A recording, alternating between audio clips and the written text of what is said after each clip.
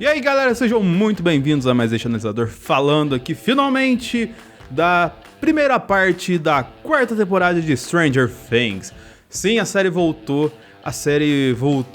de um jeito que chama muita atenção, porque ela voltou bem, ela voltou envolvente, ela voltou emocionante, ela voltou alucinante e ela voltou no Netflix, numa grande plataforma onde ela foi consagrada e ela pode estar iniciando um novo formato de lançamento. Vamos discutir que isso pode ser bom ou pode ser ruim para a série em si como um todo. Dessa primeira parte não faremos lives, mas da segunda parte sim faremos uma live. Está passando aqui embaixo a data para vocês, por conta de que a história não se fechou. Mas ainda, se você quiser alguns comentários aqui, vai ter provavelmente eu falando lá no Dois Faladores, então cola coisas lá também.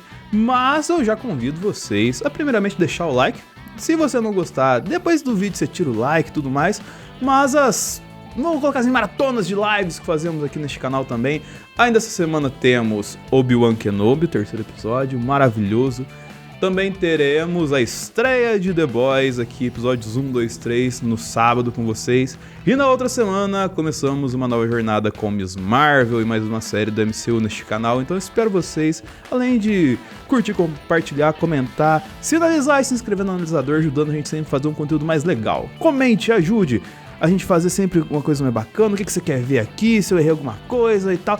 Escreva, abra seu coração nos comentários pra gente aqui. E falando de Stranger Things, tem um ponto interessante que eu gostaria de começar a discussão desse vídeo, dessa primeira parte, que é o seguinte, que o fato de hoje a gente ter uma gleba de séries pra assistir nos streamings muito mais abundante do que, 6 anos atrás, por exemplo, faz com que a gente acabe se perdendo dentro da narrativa das séries que a gente acompanha e que elas não são mais lineares. O gap do final de uma série para o começo da outra temporada dessa mesma série aumentou.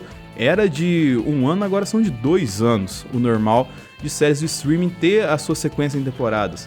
E Stranger Things já faz um bom tempo que tivemos a terceira temporada aqui e até chegar a quarta. Então a gente acaba perdendo fragmentos da história com isso, porque não por conta de a gente estar desinteressado na série, mas por conta de ela demorar demais para ter a sua continuidade. E a gente, nesse espaço de tempo, assiste várias coisas, consome várias coisas e vive a vida efetivamente. Então, nesse ponto, eu acho que Stranger Things corria um risco muito grande de voltar e ser, vamos dizer assim, mais uma. Não ser a Stranger Things, a série que você olha e fala, cara, o que eu tô vendo aqui? Que negócio espetacular. Ela correu esse risco, pelo fato que ela demorou muito tempo. Só que a Netflix tinha noção disso, por mais incrível que pareça. Ela faz muita coisa sem noção ultimamente. Mas sobre Stranger Things, ela tinha um cuidado maior. Tanto que, são episódios longuíssimos, mas que não te cansam tanto quanto vários outros episódios de várias outras séries da própria Netflix e de vários outros streams te cansam por 1 hora e tralalá de episódio, assim. Stranger Things não acontece isso. São ali seus 7 episódios longuíssimos, o último episódio 1 hora e 40 pra gente assistir, e você se envolve na história, você é bem conduzido por conta de que a história da série nessa quarta temporada foi muito interessante e o roteiro foi muito bem escrito. E além das várias questões que vamos disseminar aqui ao longo do vídeo, mas eu acredito que esses dois fatores funcionaram muito bem e fizeram com que a série, vamos colocar assim, gerasse impacto que a gente esperasse de verdade, o tamanho de Stranger Things. Ela é sim o carro-chefe da Netflix. Ela é a principal série da plataforma. Mesmo ela tendo ficado esquecida por muito tempo, muita gente não deixou a Netflix por conta de Stranger Things. E isso se reflete nas jornadas, por exemplo, dos personagens dentro da série. Você tem a jornada de cada um aqui. Se você puxar um personagem, você tem a linha dele dentro da série muito bem colocada. Se foi equilibrado o tempo de tela dele ou não, na verdade isso é uma questão que, vamos colocar, é mais relativo à importância do personagem pro contexto da série, do que ele ter ficado escanteado efetivamente. Eu acredito que até nesse ponto a série acertou muito bem, que quem tinha importância maior teve um espaço maior também na tela, e quem tinha importância menor assim ficou um pouco, vamos colocar assim, de outsider do rolê. Mas antes de falar um pouquinho dessas jornadas, eu gostaria de só ressaltar mais um ponto que é importantíssimo e que fez toda essa mentirada funcionar, que é a questão do CG da série. O CG da série está excelente, de verdade. Está impecável. Eles tiveram que usar bastante efeitos visuais aqui bastante computação nessa temporada pra fazer a história andar de verdade, e eles conseguiram executar bem. A gente sempre acompanha as séries da Marvel aqui, por exemplo, e comenta, mas o CG ficou esquisito, a luta parecia um bonecaço e tal, assim. A fantasia de Stranger Things, ela se mescla muito bem com a questão real ali dos anos 80. E essas limitações que a série propõe, elas podem ser positivas ou negativas. E com o desenrolar de várias séries como um todo, acaba indo muito mais pro lado negativo da série ficar dependendo das suas muletas do que do lado positivo. E Stranger Things eu enxergo que ela consegue utilizar as limitações dela ao modo super positivo, assim. A questão dos anos 80 é elevada à enésima potência, desde a questão da trilha até a questão de figurinos e ambientações, objetos, referências, musical, a trilha tá espetacular também. E assim, ter esse equilíbrio dentro das limitações, assim, faz você, basicamente, ter uma coisa envolvente. E Stranger Things consegue fazer isso, cara, talvez da melhor forma possível hoje. Tanto que eu fico questionamento se Stranger Things é a melhor série da atualidade. Eu acho que é meio difícil a gente conseguir relativizar isso por conta da questão que eu falei inicialmente do vídeo, da variedade de séries que a gente tem, mas eu posso, acredito que seguramente, falar que Stranger Things é a série mais completa da atualidade, porque ela consegue trabalhar muito meio que o seu limite de localização dentro da história, do seu limite regional, seu limite cultural, e isso não é tão fácil quanto parece, na verdade. Muitas séries acabam fazendo sucesso por conta de uma premissa básica, e quando baixa nesse limite ela acaba caindo no limbo da mesmice. Stranger Things conseguiu dar um salto, conseguiu trafegar por vários pontos desse limite sem sofrer tanto. Como, por exemplo, a relação da amizade das crianças do núcleo principal ali, que tá estremecido no começo da série, por conta de que, primeiro, que eles não são mais crianças. A série tenta comprar que a gente é criança ali, passou só meio ano em relação ao que a gente viu na última temporada, mas não, passou muito mais ali. Talvez seja o defeito, mas como é que você vai fazer um defeito em cima de pessoas que simplesmente cresceram? Mas pra quem assistiu Chaves e viu um cara de 40 anos fazendo um moleque de 8, não vai reclamar disso aqui. Essa questão da amizade deles fica muito interessante, a relação parece estremecida, porque tem o Lucas, que vou ficar descolado, vou entrar pro time de basquete. Ao mesmo tempo que tem lá o Mike entrando muito mais na nerdice no núcleo de D&D, por conta de ele estar muito mais sozinho por fato de que a Eleven agora está do outro lado do país. E o Will se distanciou dele, mas talvez por questões ainda nebulosas, mas talvez seja um positivo isso ser nebuloso, por conta de que, vamos colocar, a questão, isso tem muito com o jovem, dele se sentir traído pelo amigo, pelo fato do amigo não estar mais com ele, não estar mais perto dele. Só que os fatores que levam o amigo a não estar mais perto dele são muito mais bobos numa conjectura de discussão séria do que qualquer outra coisa. E isso, sei lá, se a amizade for verdadeira, ao longo dos anos acaba sendo resolvido e tudo mais. Você tem o Dustin ali, que ele é um carinha que, vamos colocar, dentro das limitações do Dustin, que todo mundo conhece, ele conseguiu se virar muito bem, ele conseguiu, no carisma, conquistar as pessoas e utilizar muito bem isso. E continua fazendo isso com a grande amizade que ele tem com o Steve. Cara, o personagem do Steve também é um crescimento excelente, a gente fala daqui a pouco. Mas nem tudo é assim, vamos colocar assim, palpável, positivo e fácil de você administrar. Você tem questões muito mais sérias e dramáticas, como o próprio drama da Max, na questão que se desenvolve com ela ali perante os ocorridos do final da última temporada com o Billy. Então você tem ela sentindo aqueles dramas ali e se isolando, porque ela tem que se rearranjar com ela mesma, por conta que a vida dela virou uma bagunça.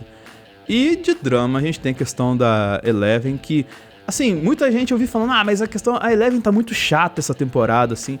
Mas se você olhar o recorte da Eleven, que ela é basicamente uma adolescente ali, que não tem a idade real de um adolescente, porque a vida dela foi privada, basicamente, de contato social, pelo fato da história dela ser bem caótica, você tem um recorte interessante de por que a Eleven estava atrasada no rolê numa cidade nova. E antes de voltar para Eleven, falar um pouquinho do conteúdo dos jovens adultos ali, da Nancy, do Steve, da Robin e do Ed, que é o novo personagem ali, que Cara, ele é o retrato que faltava pra Stranger Things. É o retrato do rock no Stranger Things. O cara do D&D do capeta, é o cara do rock and roll, é o cara das drogas, assim.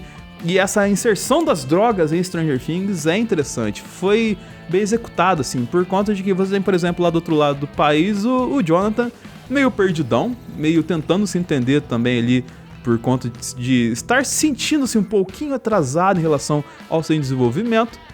E nesse ponto ele está cada vez mais se distanciando da Nancy, que está cada vez mais convicta do que ela quer fazer, está cada vez mais corajosa do que ela quer fazer, mas está cada vez mais, vamos colocar assim, de paz com seu coração, em paz com seu coração, melhor dizendo.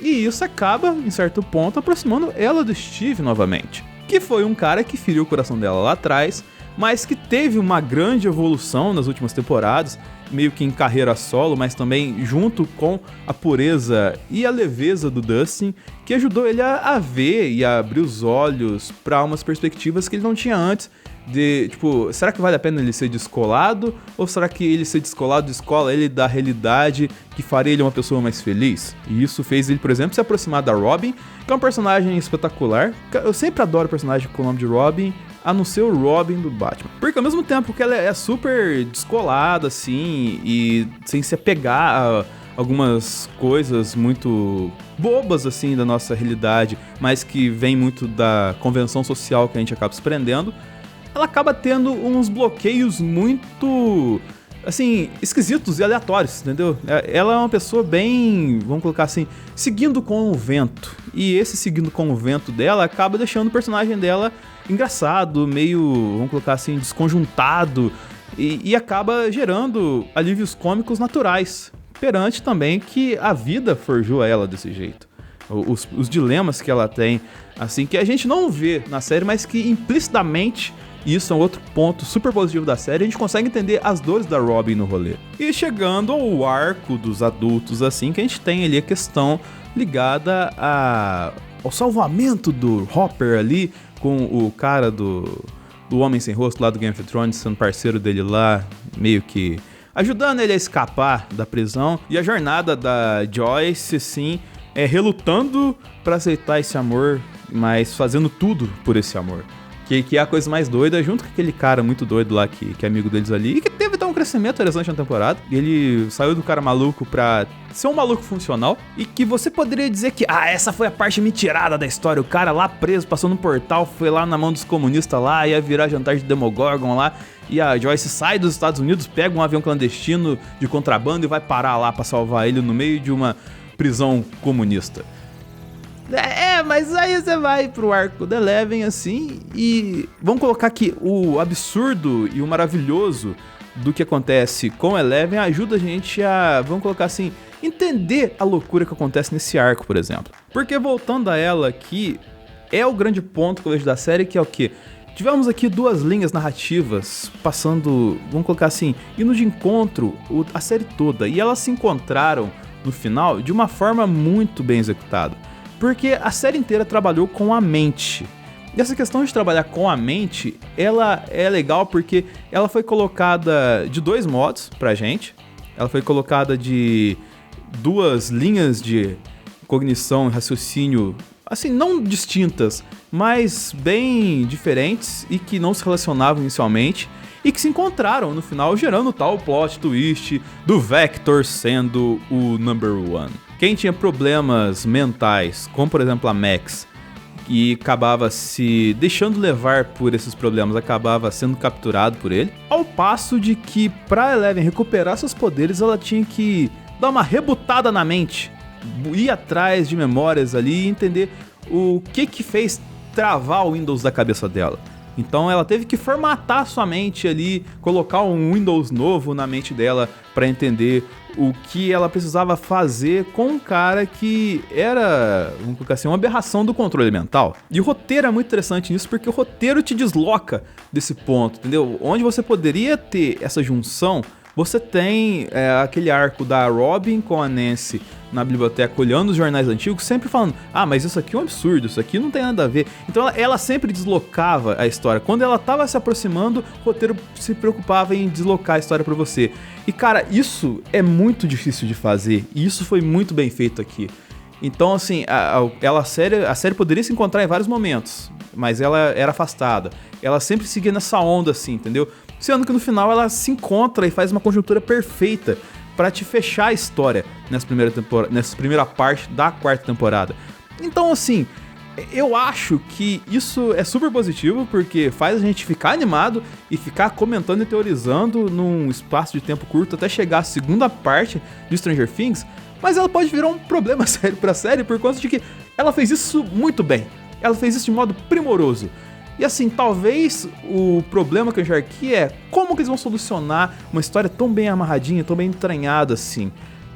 Cara, dependendo do que for, isso pode estragar essa primeira parte. Mas eu acredito que eles tenham noção disso. E eu acredito talvez que, vamos colocar que essa segunda parte seja muito mais ligada a o explosão carro e mulherio, a gente ter o show-off, a gente ter as pancadarias assim, que não teve tanto nessa primeira parte, mas que de fato não fizeram falta.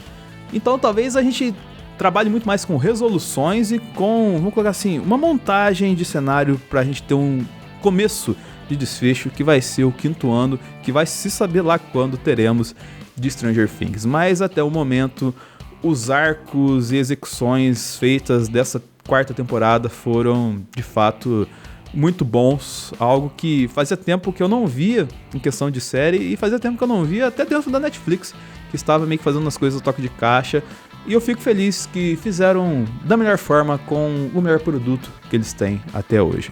Então é isso aí, espero ter gostado do vídeo, curta, compartilhe, favorite, sinalize, se inscreva e até o próximo analisador.